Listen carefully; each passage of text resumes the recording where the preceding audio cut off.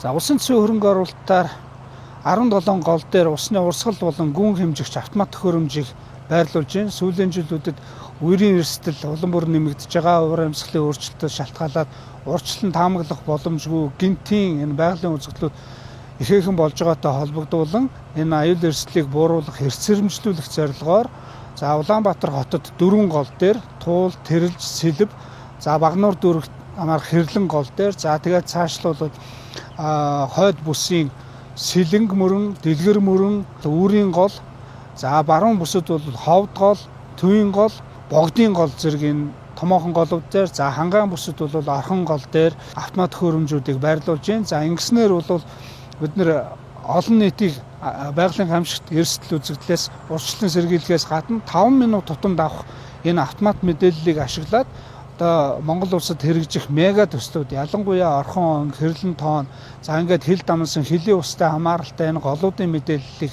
их хэмжээний одоо дата үүсгэх, цуваа үүсгэх, энийгээ эрдэм шинжилгээ судалгааны ажилд ашиглах, мэдээлэл боловсруулах ажилд одоо том түлхэж үзүүлэхээр болж байна. Энэ Монгол улсын усны салбарын төвхөнд анх удаага энэ автомат төхөөрөмжөөр усны хэмжилтийг хийдэг ийм боломж маань бүрдэж байгаа юм аа. За өнөөдрийн байдлаар бол Монгол орны бараг 150 гаруй зэгт энэ усны харуулууд ажиллаж байгаа. Өвөл зууны альч цагт одоо үертэй байсан ч хүлдүү байсан ч манай усны харуулууд одоо ороод хэмжилтээ хийдэг. За цаашлаад энэ одоо энэ технологийн дэвшлийг бол бид нар энэ хүмүүсийн ажлын нөхцөл за энэ эрсдлийг бууруулах томоохон дэвшил болно гэж харж байна. Тэгэд Монгол орныхоо гол мөрөн нууруудад үе шаттай энэ төслийг хэрэгжүүлэх болно.